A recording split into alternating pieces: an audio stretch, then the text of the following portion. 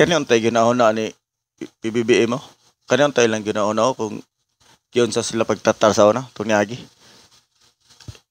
Ipaglaban dyan ni Kwan, ipaglaban dyan ni Digong ang iyang Kwan, ang ilahang karapatan, ang katungod sa ilang amahan niya malubong sa libingan ng mga bayani. Kanyan to? Sa libingan ng mga bayani.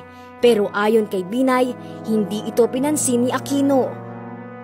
Nang mahalal si former President Rodrigo Duterte, I will allow the burial of President Marcos sa libingan ng mga bayani, not because he is a hero, kung ayaw nila ng iba na hero, but because he was a Filipino soldier, period. Tinuligsa ito ng mga kritiko at mga biktima ng mga paglabag sa karapatang pantao noong martial law. Sinunog naman na ilang estudyante ng Polytechnic University of the Philippines o PUP ang larawan ng dating Pangulo. Sigaw nila wala pa ring hustisya ang mga minaltrato nung nanungkulan si Marcos.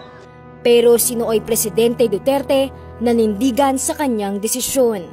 Ang batas nagsabi sino ang pwedeng ilibing doon sa libingan. Presidents and soldiers.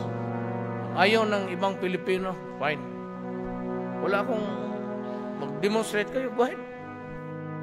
Ilang petisyon ang inihain sa Korte Suprema para pigilan ito.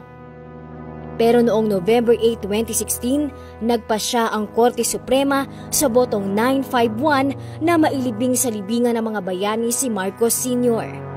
At noong November 18, inihimlay na sa libingan ng mga bayani ang labi ng yumaong Pangulo.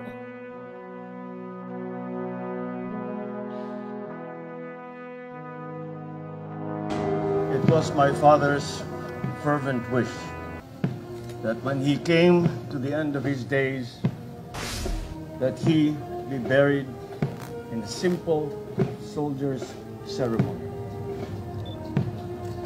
This was in keeping with his idea that he was but a soldier doing his duty, a citizen serving his country.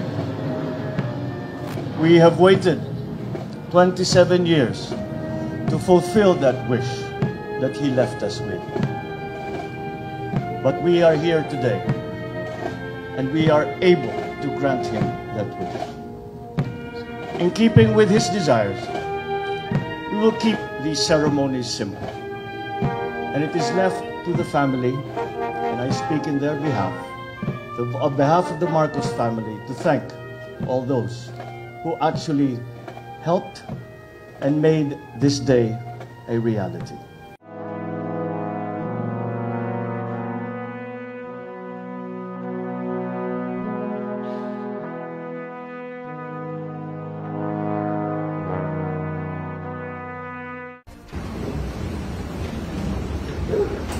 Hihilain ko yan. Hihilain ko yan. Kung maniwala ka, hihilain ko yan. Magkakumpatumba na. Pero hihilain ko yan.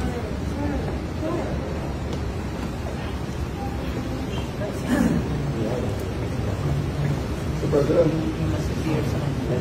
kung masusunod dito ngayon, reklamo niya lang ako. Gusto niya kausapin para lang klaro. Sino? Walang mas mataas sa akin. Ako na ang commander dito. Sir na ako, sir. Diretso rin niya ako sa aeroplano. Yes. Okay, sir.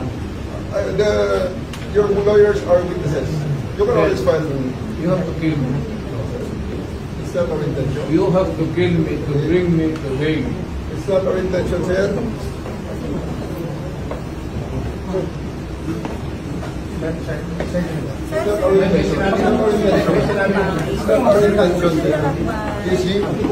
Sir, di ba siya po yung talaga? You know that you've done your duty.